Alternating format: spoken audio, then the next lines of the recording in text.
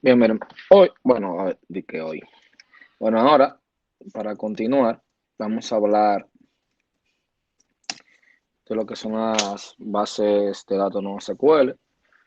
No sé si alguno de ustedes en algún momento llegó a escuchar el término, pero hace mucho que se viene hablando de las mismas.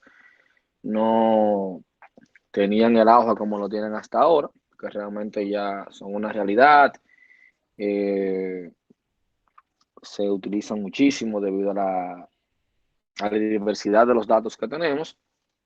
Y con surgir el tema de Big Data y que ya todo el mundo le daba importancia a capturar todos sus datos para poder analizarlo, bueno, ya ahí toman otro protagonismo. Y realmente, una de las, vamos a decirlo así, que le ha sacado más provecho a este mundo, por así decirlo, viene siendo lo que es MongoDB, que es una de las que, por así decirlo, más se utiliza. Pero cada, como le dije, cada monstruo de este mundo de la Big Data o de la tecnología, como es Azure, como es Amazon, tenemos Facebook, tenemos Google, que se crearon su propia base de datos no SQL, que son de las compañías que más han aportado a este mundo de temas de Big Data, Machine Learning, porque cada uno ha venido creando sus propios frameworks y luego lo va liberando para que así las personas puedan hacer sus aportaciones. Y de verdad están desde el 2003 haciendo grandes aportes a este mundo de la Big Data, este mundo que viene transformándose totalmente en una era digital, donde, como mencioné a inicio de diplomado, que ya no es Internet ni de las industrias, ni Internet de las personas, sino el Internet de las cosas. Y ya ustedes ven que todo genera data, todo, ya su nevera genera data, si usted quiere incluso toda la electricidad de su casa podría estar generando data. O sea, de todos los lados estamos recibiendo información. Entonces, ¿cómo capturamos eso?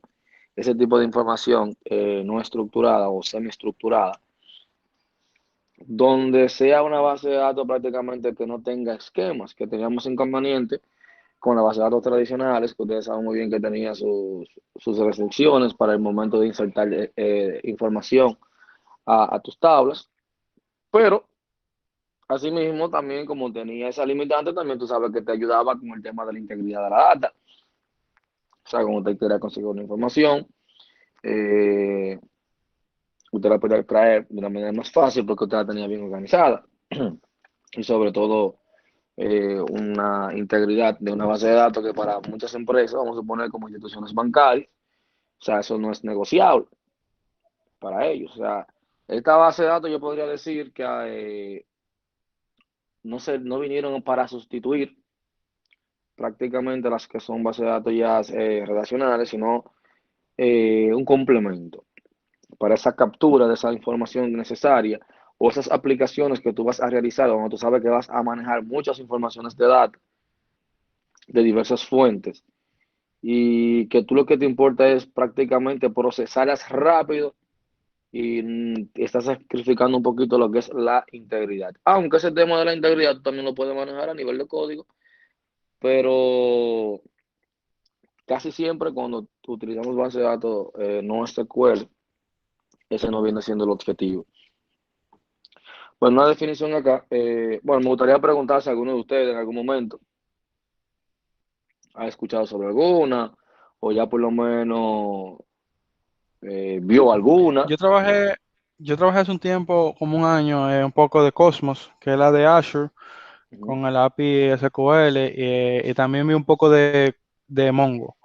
Pero estoy un poquito oxidado porque después que la trabajé hace como un año, no volví a poner a la mano. Pero me sé más o menos lo básico.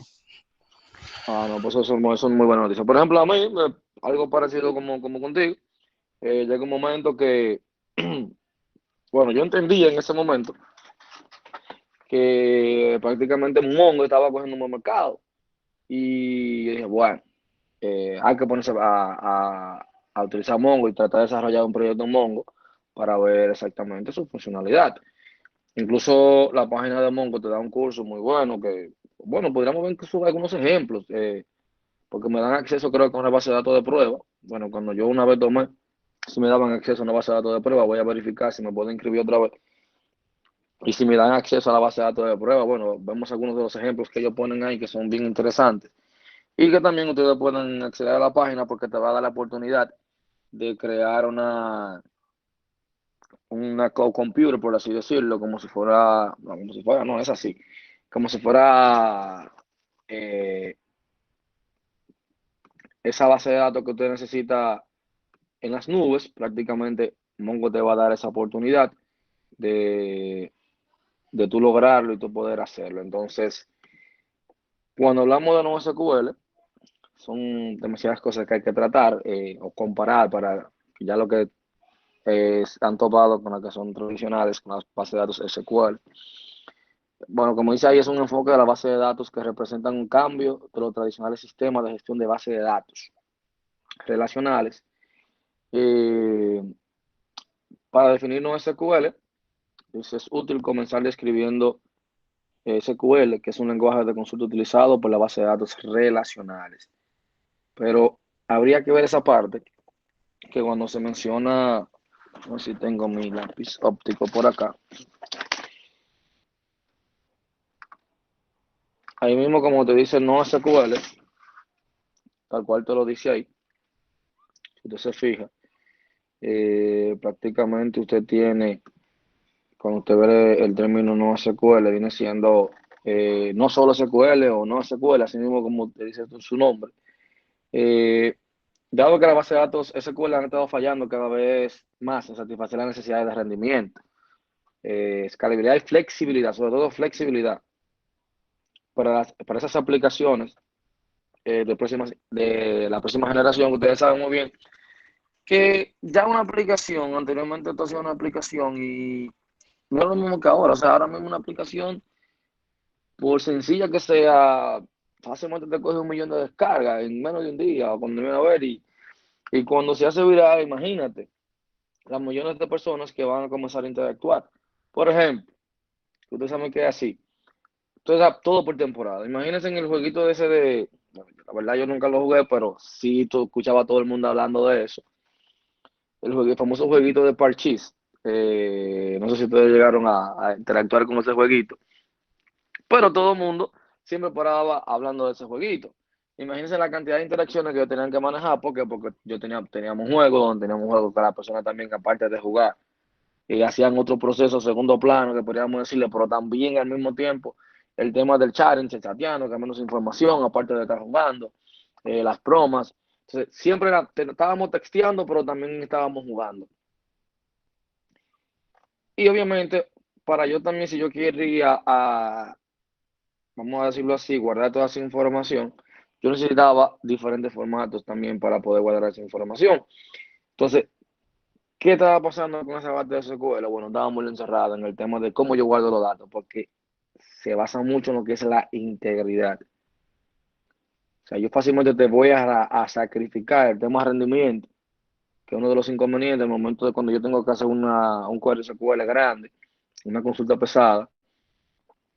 Aparte, no solamente, muchas veces culpamos, la verdad que decirla también. O sea, a veces los ingenieros culpamos a la base de datos, al motor de base de datos, pero quizás no estoy utilizando la versión adecuada del motor de base de datos que yo debo utilizar, con la cantidad de core suficiente, la cantidad de memoria suficiente. Pero aparte de eso, yo también tendría que ver el diseño de base de datos que yo tengo. O sea, estoy utilizando Store Procedure, no, Trigger, no, índice, no. O sea, tendría que ver muchísimas cosas para yo evaluar el tema de cuando estamos hablando de una base SQL. Entonces, pero al mismo tiempo, te está diciendo a ti, mira, para tú hacer una base de datos SQL también tienes ciertas complejidades, porque tiene demasiados reglamentos o patrones que tú debes seguir, demasiadas buenas prácticas que tú debes de seguir para lograr un buen diseño de una base de datos. Y lo que yo siempre le digo a ustedes, por lo que se dediquen al desarrollo, eh, que a veces tendemos a confundir las cosas. Utilizamos un lenguaje orientado a objetos, pero utilizamos herramientas de diseños eh, procedimentales. O sea, si vamos a hacer un diagramado, en vez de hacer un diagrama de clase, lo que hacemos es un diagrama de entidad-relación. O sea, muy pocos saben trabajar el diagrama de clase. pero sí utilizan JavaScript o utilizan Java, que es puramente orientado a objetos, utilizamos C Sharp, pero seguimos utilizando herramientas o OMRs que son procedimentales. Entonces, como que no aprovechamos o nuestro pensamiento, pensamos en una aplicación, pensamos en el diseño como para un lenguaje procedimental, pero lo programamos en un lenguaje orientado a objetos y perdemos toda la ventaja que nos da a nosotros, obviamente, utilizar un lenguaje de esa generación. Son de las cositas que deberíamos tomar en cuenta en el momento también de evaluar ese rendimiento, como dicen, o esa escalabilidad. Bueno, el tema de la escalabilidad sí, bien interesante con el tema de la base de datos no SQL, porque cuando estamos hablando de clusters, que hacemos esos clusters, nos ayuda muchísimo. También sé que algunas tienen la capacidad de crecer horizontalmente, es decir, cuando ya yo no tengo la capacidad suficiente para seguir respondiendo esa consulta, simplemente con tu agregar otro servidor, o sea, ahí mismo prácticamente, mi data va a crecer horizontalmente y va a seguir trabajando como si fuera prácticamente, ni se va a enterar que tú le agregaste prácticamente todo el servidor. Y ya tú vas a tener muchísimas capacidades que no se me va a dar el caso con el tema de la base de datos SQL si no lo hago al inicio, sin parar la producción, por así decirlo. Entonces, esos datos no SQL, esa base de datos no SQL, es particularmente útil para almacenar datos no estructurados. Que en su momento hablamos al inicio de clase, cuando teníamos datos no estructurados, todas esas imágenes, esos audios, donde yo iba a tener listas dentro de listas, eh, que yo iba a necesitar almacenar y que se me guardaran como un único registro para yo conocer ese objeto. Por eso le decía que esa base de datos mayormente te guardan eh, utilizando prácticamente la misma temática de Java. Te van a utilizar los JSON. Bueno, te estoy diciendo a ti que también tú debes saber más o menos lo que es un JSON, cómo lo trabajo, cómo creo uno. Que fue bueno.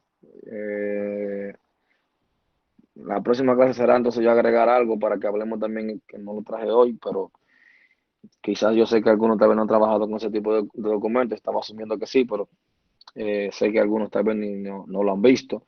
Sí, vamos a ver por lo menos el ejemplo, que es muy parecido a un diccionario, cabe valor, pero para que tengan una noción más de lo que es un documento JSON, bueno, sería bueno también dedicar aunque sea 10 minutos hablando de esos documentos JSON.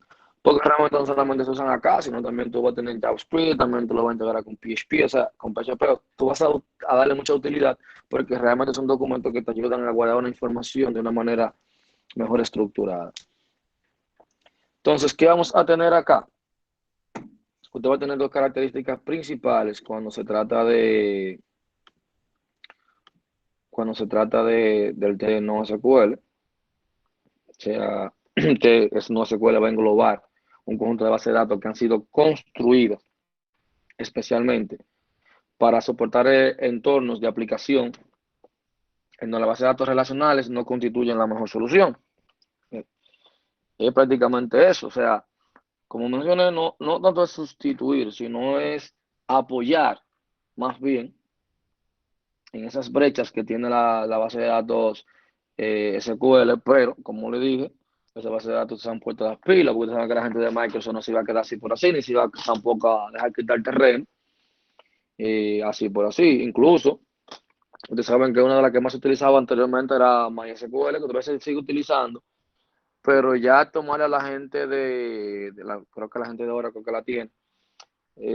Bueno, no han comenzado a limitar muchísimas cosas, ya no quieren comenzar a cobrar. Y ustedes saben que ahí que a nosotros no nos gusta mucho que nos cobren, entonces siempre uno va buscando alternativas. Ah, bueno, si hay que usar María DB, vamos a usar María DB y para los proyectos pequeños o proyectos caseros, como le llamo yo.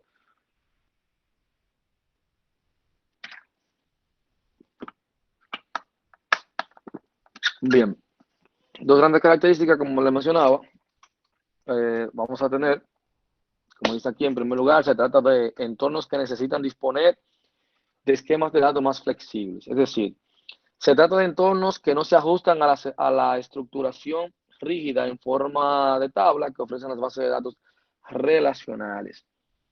Aquí yo no voy a tener esa restricción. Que yo tengo tres campos y tú sabes que para hacer un incierto tienes que poner esos tres campos obligatoriamente con esos tres valores. Para hacer esa inserción me va a dar un error. Entonces, ya con una base de datos no SQL, yo no voy a tener ese inconveniente.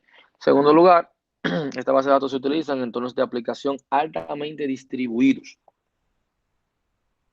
El tema de distribuidos también, para explicar un poquito también de tema distribuido, juntamente con Jason, lo voy a traer también, eh, para concentrarnos simplemente acá con la característica propia de las que son bases de datos no SQL, pero sí ese tema también, para que usted entienda el concepto cuando hablamos de aplicaciones altamente distribuidas, que necesitan para estar siempre operativos, o sea, siempre en función, siempre en línea, y que necesitan gestionar un volumen importante de datos, posiblemente heterogéneos, que es lo interesante, heterogéneos. Entonces, como ustedes ven aquí, las diversas aplicaciones de no SQL y SQL. Bueno, ahí te pinta a ti, tú decís, no, pero ¿por qué? No, pero mejor si decimos no SQL, no. Como yo siempre le he dicho, cada una va a tener su terreno. O sea, cada quien tiene su terreno.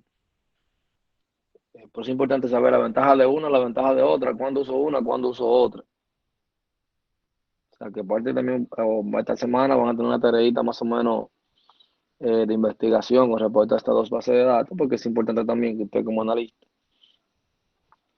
sepa cómo funciona una, cómo funciona la otra, cuando yo uso una, cuando uso otra, porque fíjense acá, ok, aquí tenemos, si ustedes se fijan, aquí tengo SQL que lo tengo en la web, en telefonía móvil que está muy bien, en Enterprise, en Data Smart, o sea, tengo un sinnúmero de funciones en SQL.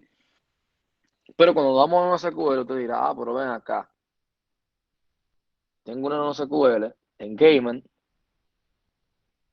O sea, ustedes saben que ahora mismo Cayman tiene un auge como nunca, debido a la capacidad que tenemos de streaming. Es un trabajo, prácticamente que se dedica a Cayman fácilmente, si se hace bueno, es millonario. Pues comienza a hacer streaming, comienza a hacer live, participa de torneos, y ustedes saben la cantidad de dinero que se maneja en esos torneos. O sea, una data interesantísima que te van acumulando. O sea, y mira que te van acumulando data.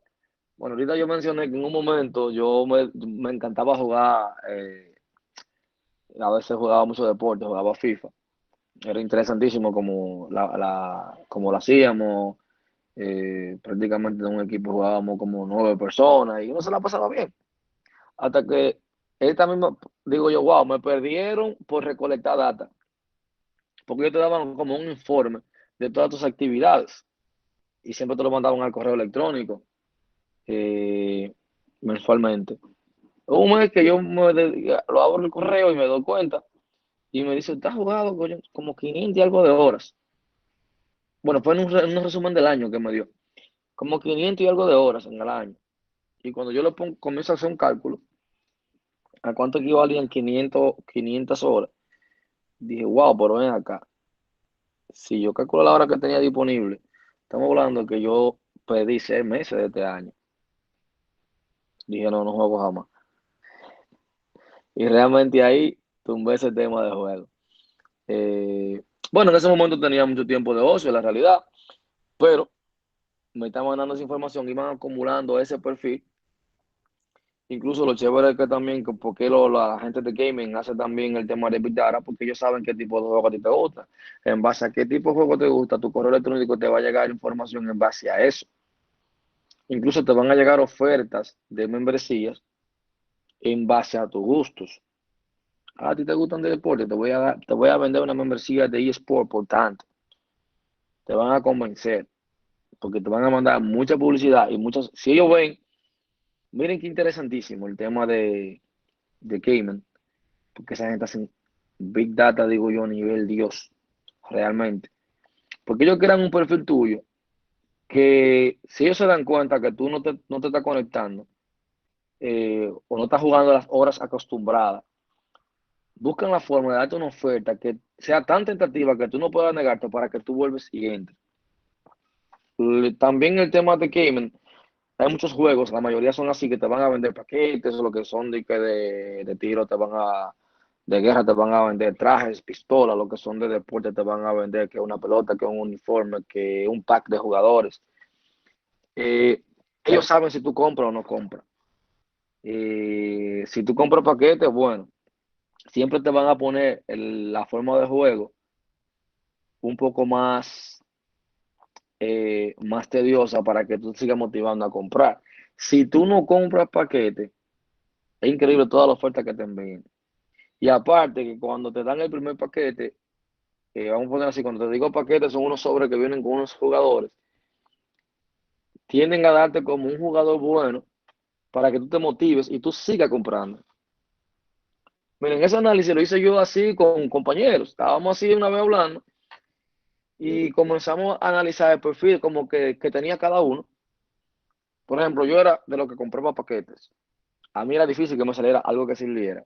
Entonces, los compañeros que no compraban, las pocas veces que lo hicieron, sí les salía como, y era la coincidencia que ellos prácticamente nunca compraban. Y cuando lo hacía, sí les salía, vamos a decir, como personajes buenos. Y ellos podían, eso quiere decir ahí que ellos estaban analizando a ti hasta la forma en que el tiempo que tú le dedicas a jugar, qué, qué tipo de, como segmentación, hacían su segmentación de clientes, por así decirlo. ¿Qué te gustaba? ¿Qué no? ¿Qué te ofrezco? Que cuando tú compres tal cosa, en ese RAM donde hay jugadores, ¿qué te voy a ofrecer? ¿Qué te voy a dar? O sea, si tú te pones a analizar ese tema de gaming, que son muchos perfiles de diferentes personas, o sea, ellos le sacan el máximo provecho. Tenemos aquí las redes sociales. O sea, cuando hablamos de redes sociales, mi gente, ya está de más yo decirlo, porque ya hemos hablado mucho de eso de redes sociales, pero usted sabe muy bien que hasta con la democracia de un país tuvo que ver el tema de redes sociales. O sea, Twitter, como le mencioné, tú te registras con una cuenta de developer y ellos te dan acceso a que tú busques información, proceses un poquito de data para tú buscar información sobre hasta encuestas. Y luego tú hagas un análisis de sentimientos, si están hablando positivo o negativo de una persona. Que era interesantísimo hacerlo, por ejemplo, cuando estaba el tema de las elecciones. Y usted, o sea, ya solamente con estos tres, tú dirías, pero yo me voy a ir por,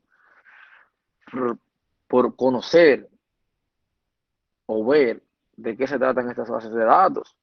Porque ahora mismo ella me está dando a mí los tres sectores que prácticamente son el futuro. Bueno, incluyendo también el tema de mobile. Pero te dando tres sectores ahí, que es gaming, social media y IoT, que es el Internet de las cosas, que prácticamente, como le mencioné, ahora mismo el Internet, como dice ahí, es de las cosas, son los que están generando la mayor cantidad de datos. Estos temas de sensores, que ahora que se está aplicando, inclusive que a la ciudad de Chicago, que es una de las ciudades que tiene un proyecto ahí grandísimo para lo que lo están llamando Smart City, o sea, que utilizan Mongo. O sea, ellos están utilizando MongoDB en un proyecto para convertir la ciudad inteligente y segura, la ciudad de Chicago. O sea, tienen un equipo de data science que están haciendo construyeron su data warehouse. Eh, bueno, un proyecto se llama WindyGrid. Eh, Prácticamente lo que están haciendo hay una plataforma geoespacial inteligente para las operaciones de la ciudad y es considerado como uno de los proyectos pioneros. O sea, van a reunir millones de datos diarios de esos departamentos municipales principales de Chicago para tener una Smart City. O sea, ahí tú vas a tener transporte, bomberos, policiales, prácticamente en tiempo real. Van a poner sensores. Mira, México tiene un proyecto durísimo. Yo creo que yo lo llegué a mencionar acá. Tenían, no me recuerdo la ciudad, eh, por una ciudad que, tipo Santiago, que cuando llueve, eh, se inundaban prácticamente todos los lugares. Y ellos montaron sensores, limpiaron el alcantarillado, obviamente, entonces montaron sensores que cuando el agua tenía cierto nivel, de una vez comenzaba a notificar para que supieran que ese alcantarillado estaba acumulando agua. Y si estaba acumulando agua era porque estaba taponada con basura. Entonces te indicaba en qué zona era.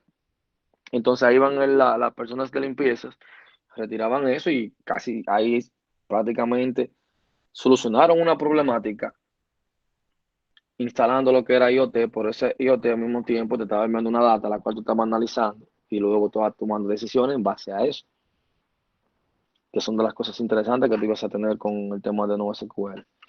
Dentro de las características principales, usted va a tener un modelo de datos único y proporciona un esquema de datos flexible. O sea, cuando te dicen esto acá, que no, como dice ahí, que no tiene esquemas, llamados schemas, que sin esquemas, es prácticamente es el punto principal que se diferencia de la base de datos relacionales, porque ya ustedes saben que esas bases de datos relacionales se basan en un modelo único y uniforme para estructurar los datos. O sea, tiene un patrón a seguir. Saben las famosas tablas, que voy a tener mi columna, voy a tener mis campos, voy a tener mis filas, las cuales para yo insertar voy a tener que seguir un patrón, para eliminar voy a tener que seguir un patrón. No ofrecen un lenguaje estándar, como es tipo SQL. En general son distribuidas. También tenemos que hablar de las propiedades ASIC. O sea, son demasiados temas, pero no quiero profundizar en esos temas porque pasamos la noche hablando de eso. Y, bueno, una característica importante que suelen ser el código abierto. O sea, te va a ver que esos proyectos casi todos son open source. Casi todos. Te va a tener bueno, usted lo puede trabajar tanto en Windows como en Linux, la mayoría lo va a tener en Linux. Eh, Van a tener su propia página, muy parecida a Apache, parecen todas que son hijas de Apache. Te va a dar todos los repositorios para que tú lo descargues, la página feísima, pero te va a dar todo lo que tú necesitas para que tú descargues, instales un paso a paso ahí, ejecutando comandos, la mayoría. O sea, la máquina virtual prácticamente tiene todo instalado, lo que necesitamos, pero si tú quieres instalarlo, por ejemplo, es simplemente dirigirte a la página, como tal cual se llama, la herramienta que vayamos a utilizar, .org, y ahí va a estar la página, y te va a dar, yo quiero instalación, el paso a paso ahí de cómo instalándola, cómo actualizarla, cómo desinstalarla, cómo configurarlo. O sea, un paso a paso. O sea, que todo va a tener simplemente dirigirse a esa página y te va a tener todo. Dentro de la clasificación en función del modelo de datos que implementan, podríamos decir que tiene ahí el modelo de agregado, el modelo orientado a grafo y el multimodelo. Cuando hablamos del modelo de agregado, prácticamente este modelo busca estructurar los datos de interés en una estructura única. O sea, se llama así mismo agregado.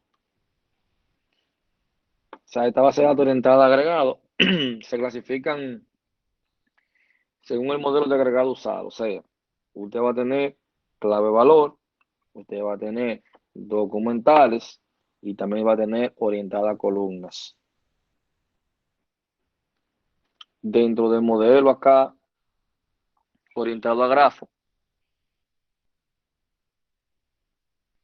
que también se utiliza muchísimo para redes sociales. Sí, yo creo que voy a dar chance también ver una, por lo menos de grafo, que la utilicemos. Eh, Así que este modelo sigue prácticamente esta base de datos, lo que siguen es un modelo para representar mediante grafos datos con un elevado número de interacciones.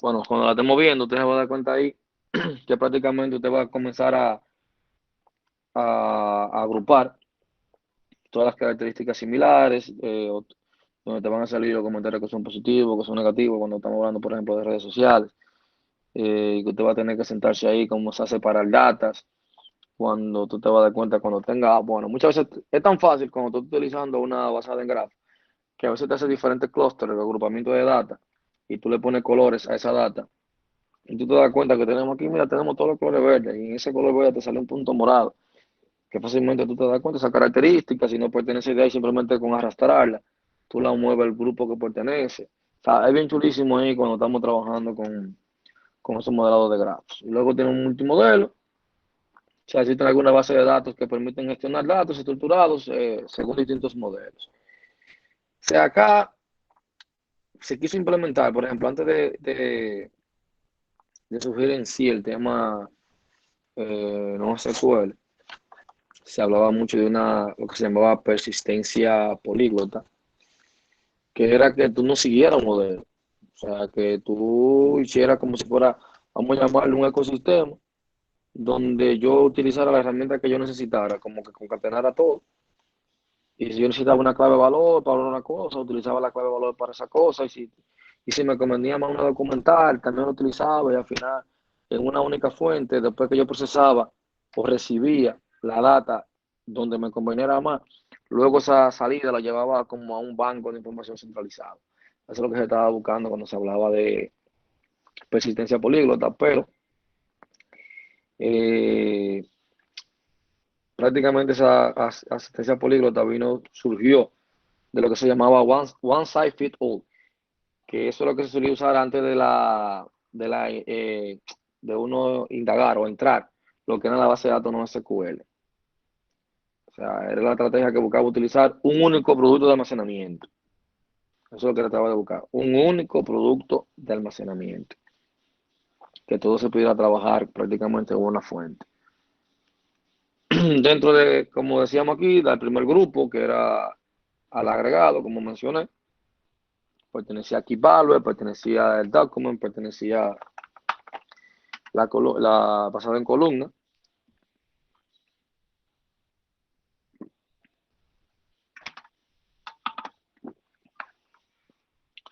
Lo que nosotros tenemos que aquí, aquí Value, donde usted va a tener aquí a Amazon DynamoDB, donde usted va a tener Redis, dentro de documentales. Vamos a poner aquí.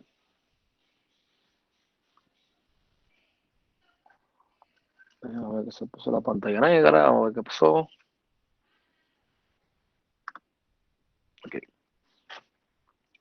Donde usted va a tener aquí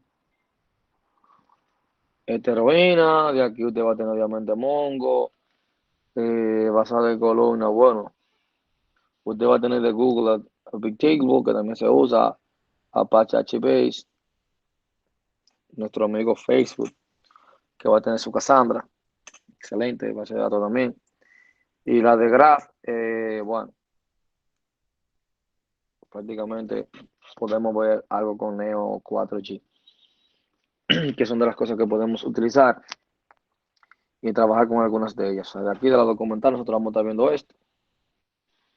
Y también podemos ver algo de Amazon también, para que te aprenda por lo menos interactuar con ella. Y de la de Graph, podríamos ver con esa también, que son las herramientas que quizás vamos a estar viendo. Cuando hablamos de la Key Value, o sea, clave valor, fíjense muy bien que es muy parecido a lo que es el diccionario, que no tampoco que es una cosa del otro mundo. Donde usted ahí va, ¿qué usted va a tener ahí con la clave de valor? Fíjese que usted está mencionando como si fuera un JSON, pero cuando hablamos de clave de valor, usted podría ver ese almacén de valores, como usted lo está viendo ahí. Va a tener un key donde va a tener un valor. Como recordábamos un diccionario, yo podría tener ese key. Ok, yo tengo el nombre, como tengo el key, pero dentro de ese key yo puedo tener incrustado varios documentos. O sea, puedo tener que una lista, o tener una tupla. Fíjense acá, yo tengo books. Ah, bueno, tengo varios libros. Aquí estoy pasando, tengo una dirección, pero tengo un diccionario, entonces con esa dirección, tengo la calle, tengo la ciudad. O sea, fíjense que el tipo de datos en esa columna no va a importar. No va a importar. Que son de las ventajas que me va a dar. Porque recuerde que una base de datos SQL, si yo tengo una columna de un tipo, usted sabe que ahí no hay forma de que usted me entre otra cosa. Aquí yo no voy a tener ese problema. Que esas son de las ventajas que voy a tener. Porque voy a poder almacenar esos tipos de datos que son heterogéneos, totalmente diferentes, pero que al final yo lo puedo agrupar porque teniéndolo todo ellos juntos, se me va a hacer más fácil a mí hacer un análisis. Se me va a hacer más fácil hacer un análisis o hacer un estudio o extraer una información. Lo voy a hacer más rápido porque van a estar dentro de la misma tabla o dentro de la misma colección, más bien. Van a estar almacenados ahí. Entonces, cuando hablamos de eso, prácticamente, ¿qué es lo que busca esta clave de valor? O sea, es una base de datos simple que utiliza una matriz asociativa. Cuando digo asociativa, prácticamente como un diccionario. Eh, o sea, aquí cada clave asociada es asociada con un solo valor. O sea, yo tengo mi clave asociada a un valor en una colección.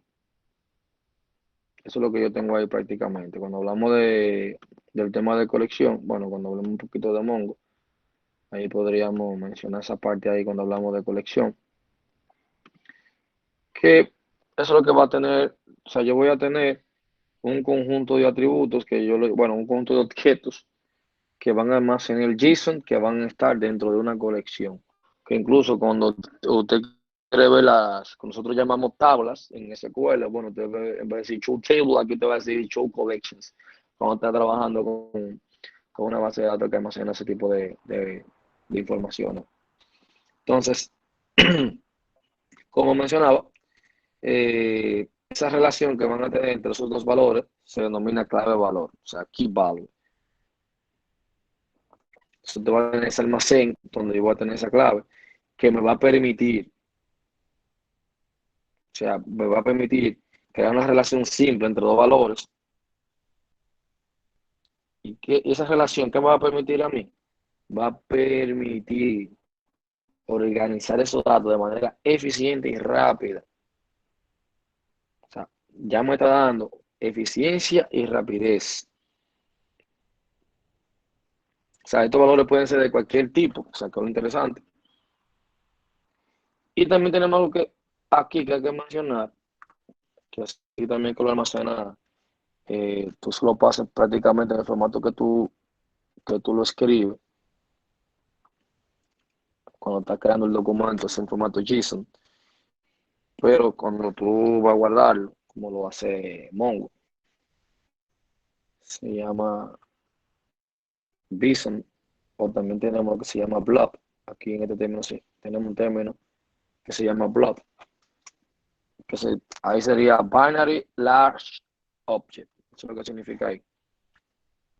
O sea, una colección de datos binarios.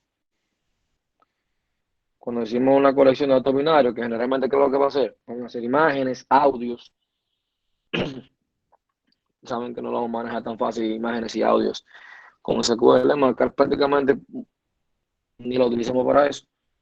Entonces, este tipo de base de datos te la va a estar utilizando mayormente para imágenes, audio. Que una vez dice, mira, imágenes y audio, pues la vamos a utilizar para geolocalización o cualquier otro objeto que sea multimedia. Son de las ventajas que vamos a tener cuando estemos trabajando con este tipo eh, de base de datos. Además que va a proporcionar una forma de almacenar, recuperar, actualizar esos datos. O sea, con unos comandos simples. Vamos a llamarle simple, pero quizás usted lo ve, bueno, el que ya había transacción en SQL, quizás lo ve un poquito extraño, aunque al final es la misma lógica, pero quizás lo ve un poquito extraño porque no está acostumbrado a trabajar con este tipo de datos. Tal vez por esa razón se lo encuentra un poquito extraño. Pero después prácticamente todo lo mismo. Luego tenemos las almacenes de documentos, que ya aquí sí entra mi amigo MongoDB.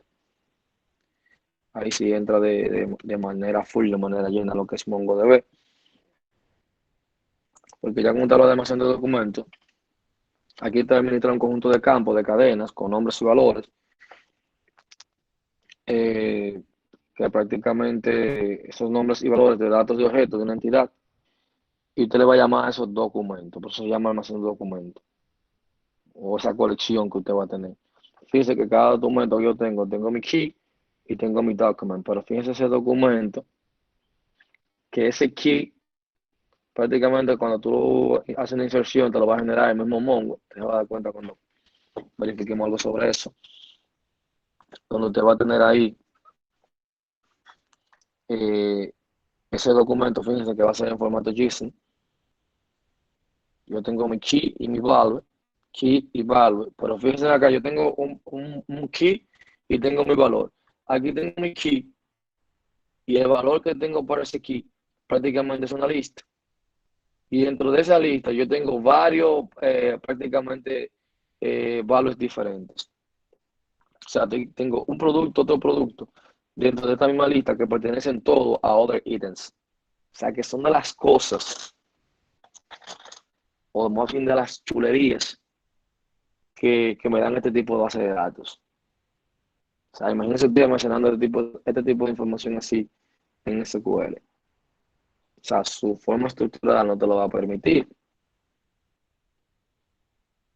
O sea, normalmente este tipo de almacenes, ¿qué es lo que van a hacer? Te van a guardar los datos en los documentos en documentos JSON. Por eso le hablaba que cuando hablábamos de Mongo, el que es relacionado con JavaScript, la forma en cómo él lo guarda, usted se le va a hacer muy familiar. Inclusive los conceptos que se utilizan para cuando vamos a hablar de objetos, cuando vamos a hacer algo. Incluso la interfaz que me ofrece Mongo, yo puedo utilizar muchísimos métodos de lo que tiene en JavaScript, como para trabajar con fechas, para trabajar con operaciones matemáticas. Tal cual usted la hace con JavaScript, usted la puede utilizar en Mongo, igualito. O sea que está muy orientada a lo que es JavaScript, el tema de MongoDB. O sea que de verdad, cuando usted tiene este tipo de base de datos, le puede sacar un provecho que usted no se imagina. Eh, Aparte de cómo usted está trabajando con almacén de documentos. O sea, fíjense que es muy, muy parecida a la anterior. O sea, aquí teníamos keep value, pero ya acá, ya estamos hablando de que esos keep value lo estamos almacenando en un documento. O sea, nos seguimos basando en un esquema de valor clave. ¿Qué podríamos decir? Bueno, cada uno de ellos, si usted lo puede decir así, carece de coherencia a nivel de base de datos, obviamente, porque, por así decirlo, yo no lo tengo de una manera tan organizada como cuando hacemos con una base de datos relacional, pero, pero yo utilizando este tipo de datos le voy a dar, a proporcionar más viabilidad a esas aplicaciones en las cuales utilicemos este tipo de base de datos.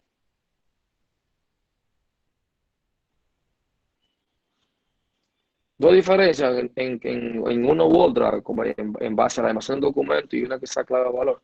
Bueno, los documentos o estos almacenes van a proporcionar codificación tanto en XML,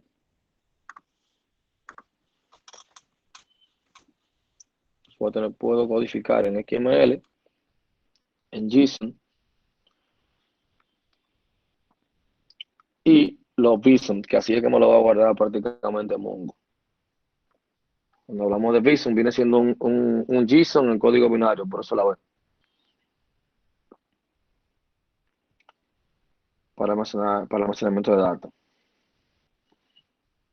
Acá, ¿por qué siempre menciono? Porque no es Mongo. Realmente Mongo no es que solamente sea el almacén de documentos. Ustedes vieron ahorita que habían varias más. Pero la más popular, obviamente, incluso que ya una compañía establecida, que ya tú te puedes certificar como MongoDB, realmente Mongo es la más popular. Eso no se le puede quitar. Luego tenemos el almacenamiento de columnas, que ya aquí los datos se almacenan en columnas en lugar de almacenarse en fila. O sea, como se hace mayormente, se hacen los sistemas de gestión de bases de datos relacionales que se almacenan en fila, aquí se van a almacenar en columnas. O sea, un almacén en columna está compuesto por una o más familias de columnas que se agrupan de forma lógica en determinadas columnas de base de datos. ¿Qué me va a permitir? ¿Cuáles son las ventajas que yo voy a tener? Que voy a tener acceso rápido de lectura y escritura a los datos almacenados. sea, cuando yo tengo la información que yo almaceno en una columna, la ventaja que yo voy a tener es que se va a almacenar como una sola entrada en disco. ¿Y qué me va a dar eso a mí? Me va a dar un acceso, o sea, me va a dar más facilidad de acceso durante las operaciones de lectura y escritura. Entonces, por eso tiene coherencia que sea más rápido, tanto la lectura como la escritura, porque se va a almacenar como una sola entrada. Que ahí tenemos, por eso la creó Google, que tiene Bigtable, también la gente de Facebook que tienen Cassandra, que eso es lo que buscan, que la persona puedan leer rápido la información y escribir también la información. Ellos no se preocupan tanto de la integridad de los datos. O sea, cada compañía le da más prioridad. No es que no le dé importancia. Por una cosa, ok, porque todo es importante, la integridad, todo va a ser importante, la seguridad, todo va a ser importante. Pero yo como compañía, yo ofrezco un servicio, lo cual yo le voy a dar prioridad a lo que a mí me interesa que tenga el público en ese momento. Luego tenemos la base en grafo. O sea, se utiliza una estructura gráfica dirigida para presentar los datos, tal cual como usted lo ve así, cuando usted está trabajando con esos nodos, prácticamente así que, de esa forma que usted trabaja con esos datos. Porque esos datos se conectan mediante enlaces. O sea, los objetos interconectados están representados por abstracciones matemáticas, llamadas vértices, nosotros vamos a tener los vértices, y los enlaces que conectan algunas partes de esos vértices, que se van a llamar bordes. Luego también vamos a hablar un poquito más de esa base de datos en un momento. Ahí te va a tener las NOS SQL versus la SQL. Donde tenemos ventajas, están basadas en Key Value Pairs, incluyen diferentes tipos de almacenes, como por ejemplo el almacén de columnas, de documentos, de Key Value Store, de gráficos, de objetos. Incluyen almacenes de columnas, de documentos, de valores clave, de gráficos, de objetos. Se puede decir que son de código abierto, o sea, tienen una implementación rentable. ¿Por qué? Porque no requieren tarifas de licencia y pueden ejecutarse en hardware de precio bajo, que es otra ventaja. Desventajas. La mayoría de las bases de datos no SQL no admiten funciones de viabilidad, que son soportadas por sistemas de base de datos relacionales. O sea, muchas veces, como dice ahí, los desarrolladores deben implementar su propio código, lo que agrega más complejidad al sistema. Eh, y si ponemos aquí de no SQL versus base de datos relacionales, usted va a tener rendimiento relacional bajo, no relacional alto. Disponibilidad va a ser uno de los dos. Consistencia, bueno, las relacionales va a llevar ventaja. Confiabilidad, por eso le hablaba de los bancos, ¿verdad? Todo va a depender. Lo que es confiabilidad y consistencia, los bancos no van a relajar con eso.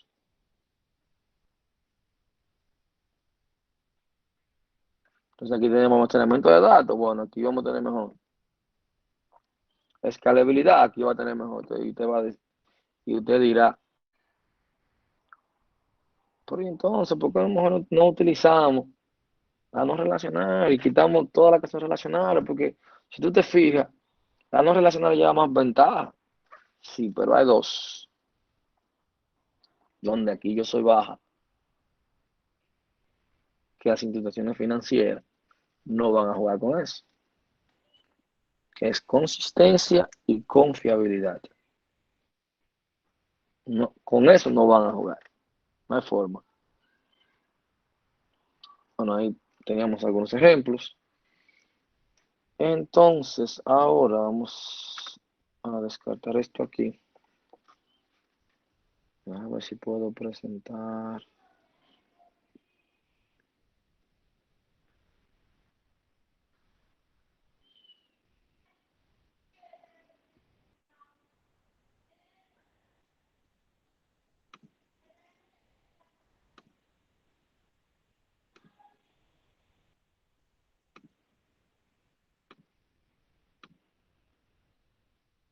Bueno, yo no sé si ustedes anteriormente, ahí te pueden ver esta pantalla, ¿verdad? Vamos a presentar aquí.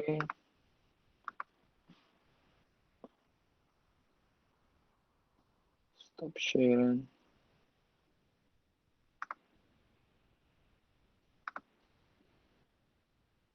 Ok. Bueno, yo no sé si ustedes han trabajado con VirtualBox, pero el que no, bueno, te puedo buscar un tutorial de instalación, esto no tiene ciencia, VirtualBox prácticamente, cómo se trabaja con VirtualBox. Eh, oh, no me digas, ay, Dios mío.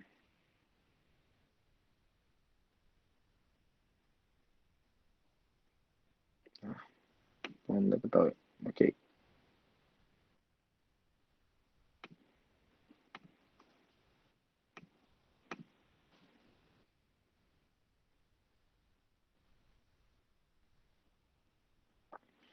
Ok, cuando tú trabajas con VirtualBox, simplemente dirigirse a la página de VirtualBox y prácticamente descargarla para su sistema operativo. Y siguiente, o sea, es un software, por así decirlo. Entonces, te lo descarga, la última versión, y luego elige dónde usted lo quiere instalar, o si no lo deja por defecto. Ya cuando esté acá, por ejemplo, usted puede importar una máquina virtual, donde usted le va a poner acá para poder importarlo. Entonces ya usted va a ubicar la máquina virtual cuando usted la descargó, que en este caso prácticamente sería, bueno, la tendríamos acá, si yo la hubiese descargado aquí, tendríamos la máquina virtual de Cloudera, usted iba a venir aquí, y luego prácticamente era todo continuar, siguiente, y le iba a cargar la máquina virtual aquí. Pero lo que tengan inconveniente, si le quieren hacer ahora, yo no tengo problema, pues si le presenta un inconveniente, pero lo que tengan inconveniente, pueden tirar la foto por el grupo. Si uno de los compañeros le puede contestar, chévere, si en caso de, bueno, yo le contesto durante el día para ayudarle con eso. Pero, o puede buscar en Google cómo yo importo una máquina virtual. Bien, una vez que yo la tengo ya cargada aquí, tengo que ir a los settings, que esto sí es importante, y comenzar a trabajar con todos los settings de acá. Por ejemplo, pues lo que más van a interesar va a ser la memoria. Tiene que estar apagada, eso sí, para tú trabajar con ella. Yo le tengo aquí 4 GB, los recomendables serían 8, sería lo recomendable.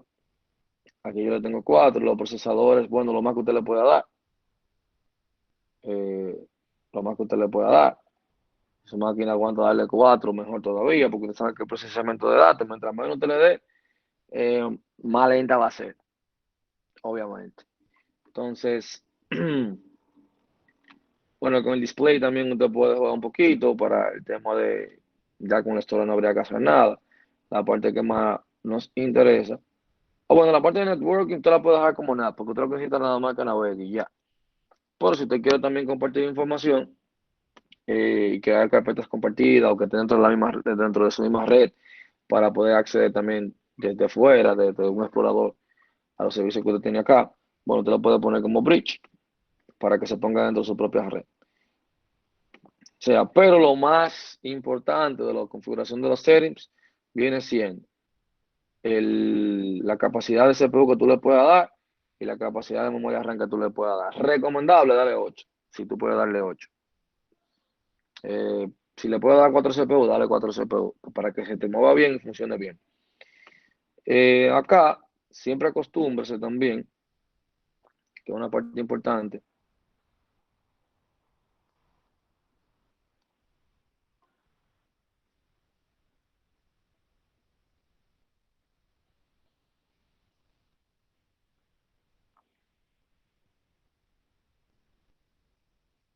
¿no? Para que cargue aquí.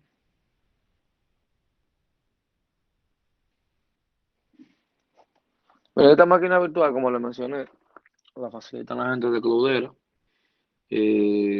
ya prácticamente con todo preinstalado. Tú vas a la página oficial de ellos y descarga la máquina virtual, donde te va a tener el servicio de Here, donde por defecto viene con, vamos a ponerlo aquí.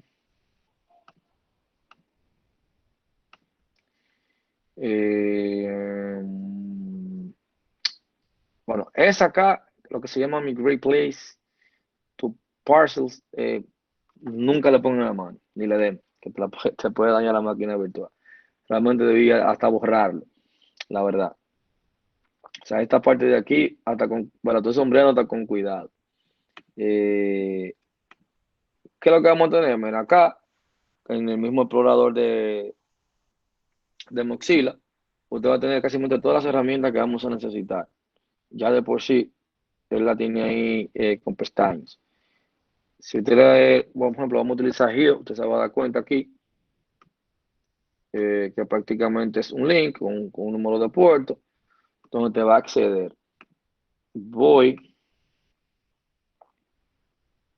Vamos a cerrar sesión porque se queda logueado ya una vez que yo entro.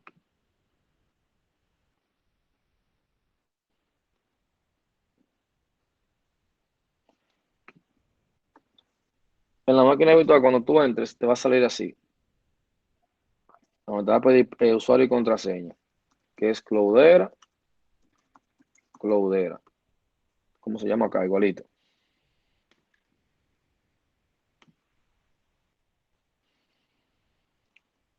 ¿Qué yo voy a tener aquí?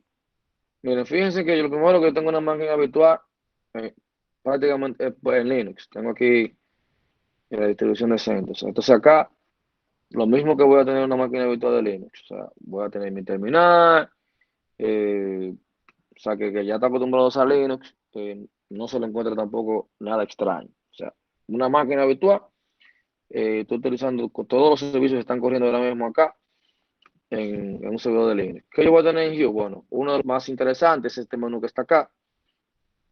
Aquí prácticamente yo voy a tener todo lo para trabajar, donde voy a tener, donde voy a buscar aquí donde tengo files, donde yo voy a cargar toda mi fila, donde voy a ver todas mis tablas, donde voy a tener los jobs, que son los procesos que se están ejecutando en el momento. Si quiero configurar alguna serie de security, donde voy a tener scope, que luego también lo vamos a utilizar en el momento de carga de datos. Aquí donde voy a tener los diferentes queries. ¿Qué yo puedo tener en la query? Bueno, va a depender con qué usted lo va a hacer el query. Va a ser en Impala, va a ser en Hive, va a ser en Pit, va a ser en Java. Fíjense también que este otra es de las herramientas basadas en Java. O sea, Java aquí tiene mucho que ver. Va a ser Spark, MapReduce, que cada uno de esos, no se preocupen. O sea, de eso que vamos a estar hablando en la clase que viene también. Cabe una parte hablando de cada uno de ellos, lo que usted puede hacer, dónde usted puede ir también para instalarle usted si usted nada más le interesa utilizar uno. Porque también se puede dar el caso que usted nada más quiera una herramienta de esas y no todas. ¿Cómo usted lo instala? Aunque instalemos uno o veamos una. Y ya usted le pierde miedo y vea que se pueden instalar y igual como están aquí configuradas también usted la puede instalar. Ya Hue viene con toda predefinida, ya viene siendo como si fuera también un ecosistema como Hapdu. Aquí tengo los diferentes dashboards que usted puede crear también, o sea que ya te está viendo que puede crear dashboard. Tenemos Workflow y hay una que se llama Airflow, que esa de Airflow es de Apache, que en la actualidad es una de las más utilizadas, que cuando dice, como así mismo su nombre lo indica aquí, que cada calendarización, prácticamente esa herramienta es para eso.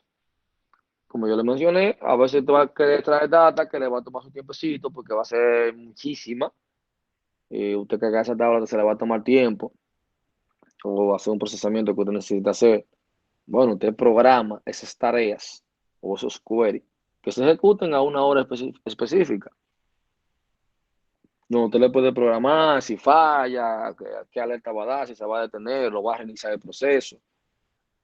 Porque a una parte, obviamente, que usted no va a querer estar de madrugada trabajando y haciendo ese tipo de procesos. Cuando yo te puedo automatizar. Entonces, vamos a estar trabajando en parte con este tipo de información, le daremos algunos CL, bueno, aquí hay algunos CL ya que se han hecho probándola. con algunos ejemplos que te dan. O sea, vamos a ver algunos ejemplos de cómo yo voy a trabajar. Como fíjense aquí que estamos trabajando con Impala, ya con Hive, la manera de los queries es un poquito más diferente que con Impala. Impala prácticamente lo mismo que como si estuviéramos trabajando con SQL. O sea que aquí yo voy a estar viendo también los jobs que se estén ejecutando en el momento, cuando yo esté ejecutando alguno, pues si quiero detener alguno. En caso de que la máquina virtual se esté poniendo un poquito lenta, aquí vamos a ver lo que se ejecutaron con éxito, cuáles fallaron. Estos datasets que están aquí, que son como tablas, pero realmente eran archivos CSV que se importaron a tablas. O sea, son de las cositas que usted va a estar viendo que se van haciendo. Usted va a tener aquí si va y usted tenga algún workflow.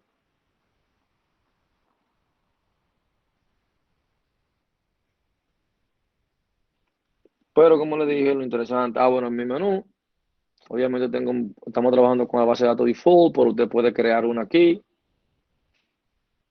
o hacer algún filtro, donde usted van a tener su HDF5 aquí, su documento CDFS, su ecosistema,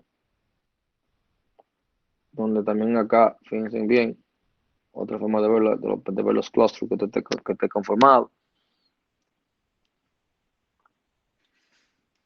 Sí, un poquito pesadita, porque miren, ahí tiene 4 GB de RAM y miren cómo se está moviendo. O sea que la verdad es un poquito pesadita. No le voy a decir que no, y los abanicos ahora mismo están, si usted pudiera escuchar los sonidos, un poquito también acelerados, porque sí consume. Realmente, porque ya es una herramienta que viene para trabajar con grandes procesamientos de datos, la realidad. Aquí usted va a tener, bueno, o algo importante cuando usted la va a salvar, para que usted no tenga mucha lucha, usted la puede siempre salvar, déjela salvada en el estado que está, para que cuando usted la vuelva a aprender, bueno, se le quede ahí y se quede toda la información donde usted iba en ese momento. Es una de las partes importantes que usted puede hacer. Vamos para que salga.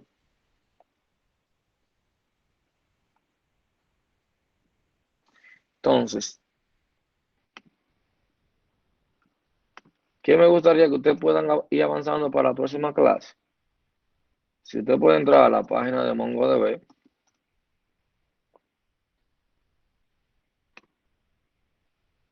y se registra con el mismo, usted se puede registrar incluso con el mismo usuario que se le dio de WAP. Usted puede, como dice aquí, start free, try free. Usted va a poner aquí company, word, email, first name, last name, password. Y luego le va a dar a get started free. Bueno, lo podemos hacer en conjunto si usted quiere, pero también usted puede ir avanzando, porque ya eso es un paso a paso. Él te va a decir ahí para crear el cluster, que ponga un usuario y una contraseña para la base de datos. Luego, si vamos a trabajar, bueno, yo lo tengo aquí. Miren, ahí yo estoy conectado. Donde te va a dar cuando tú la estés creando, te va a dar un link para tú conectarte vía esta herramienta que se llama Compass. Por esta herramienta es cuando tú estás trabajando de manera gráfica. O sea que por aquí fíjense que yo puedo, todo lo que yo hago manual, yo lo puedo agregar a nivel gráfico. Fíjense lo chévere. O sea, ahora mismo yo estoy conectado a mi base de datos MongoDB. Este viene siendo mi gestor, o sea, por eso se llama Compass, MongoDB Compass. Yo estoy conectado a este cluster que está en la nube. O sea, que este aquí no está a nivel local, no, sino está en la nube. Fíjense lo chévere cuando yo voy a agregar data, que él me dice a mí, ¿tú quieres importar una file o quieres insertar un documento? Si le digo insertar un documento, él me da la opción para que yo inserte un JSON. O sea, tal cual usted lo veía.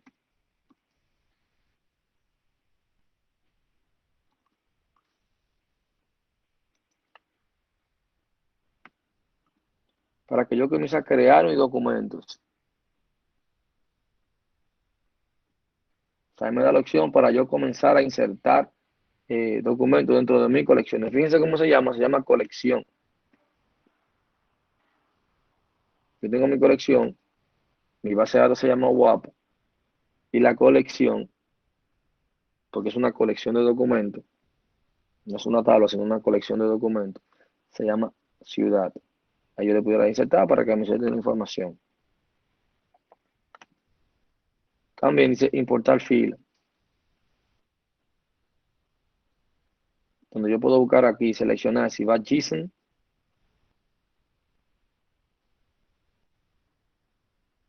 o formato CSV. O sea que yo puedo importar un formato CSV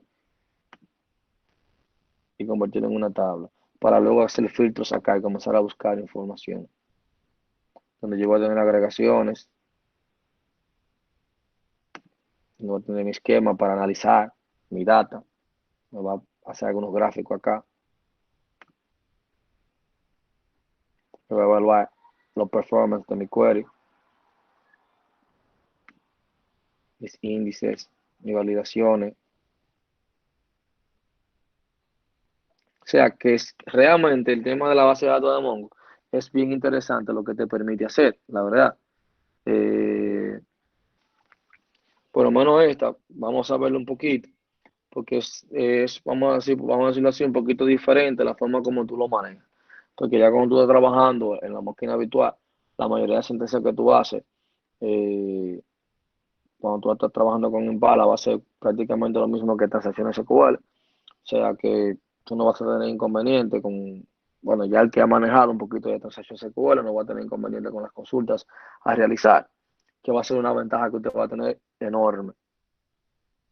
Va a ser una ventaja enorme que van a tener con eso. Ya con Mongo, como una base de datos de documentos, por eso le digo que cada cosa se llama por su nombre. Miren acá, donde yo no tengo una tabla, sino tengo una colección.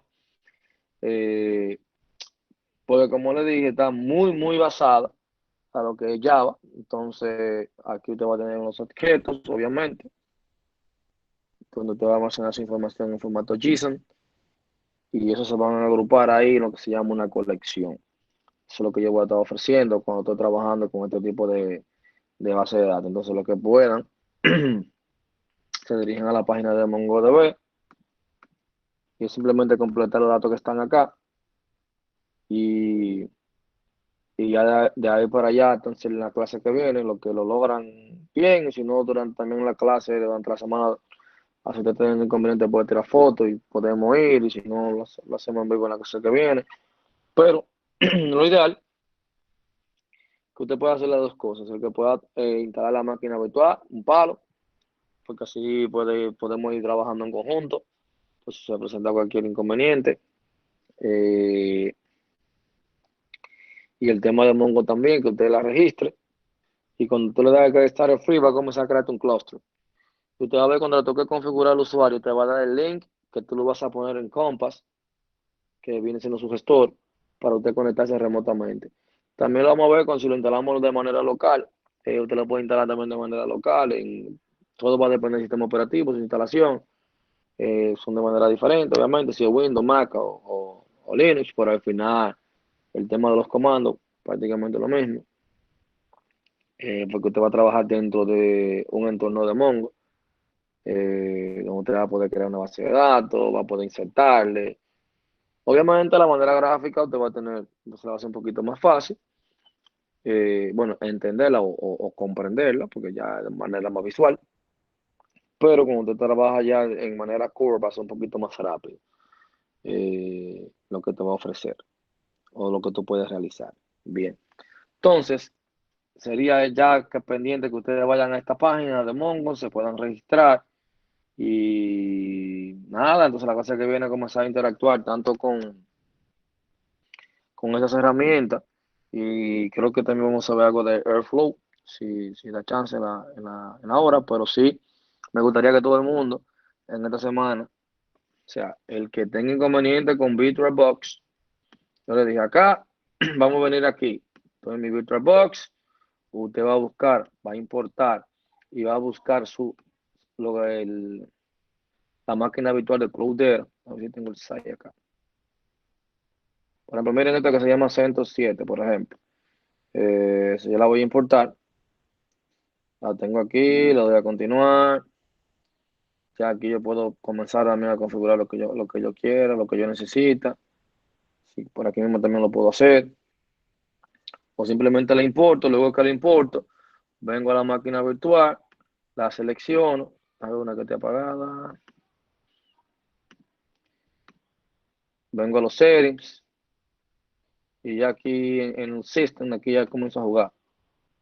Entonces, le voy a dar la cantidad de gigas que yo considere en el momento, le voy a dar la cantidad de procesadores que yo considere en el momento, si quiero poner la aceleración, también con el display, cuánto de memoria le voy a dar. Bueno, que acá también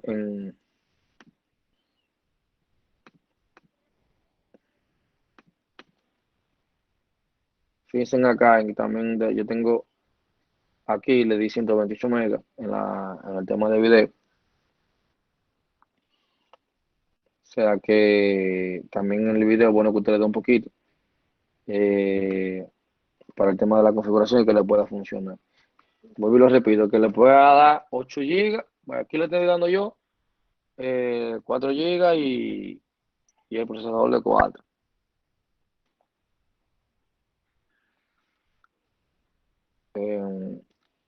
Bueno, yo vi que yo podía hacer todo aquí. En caso de que yo vea que no me pueda funcionar, montaría el escenario en otra computadora que tengo realmente para laboratorios. Aquí se me hace un poquito más fácil porque es una laptop. Pero en caso de lo haríamos así. Pero por el momento con 4 traté de probarlo, de instalarlo en esta máquina eh, para hacer un escenario lo más común para todos y que yo vea que funcionara. Entonces aquí con 4 gigas funciona y le di 4 procesadores eh, y no se mueve tan mal. Ahora el que pueda darle 8 le da los 8. ¿Ok? Entonces miren, si no tienen ninguna pregunta, nos estaríamos viendo la próxima clase. Ya ahí sí vamos a estar cargando datos, buscando información aquí, algunos ejercicios prácticos de ustedes. Vuelvo y les repito, el que puede entrar, por lo menos hacer lo básico también, por lo menos hasta que es bien sencillo, pero por lo menos tú vas a tener una noción, el que le mencioné de W3 School, o en cualquier otra página que usted quiera, yo porque este es bien básico realmente, y te da el tema de practicar la teoría y una vez te pones a practicar enseguida. Por eso es importante que usted maneje un poquito, o sea, que se haga amigo de eso. Porque recuerde que usted va a hacer un analista de datos, para hacer un analista de datos, bueno, usted va a interactuar con base de datos para sacar información.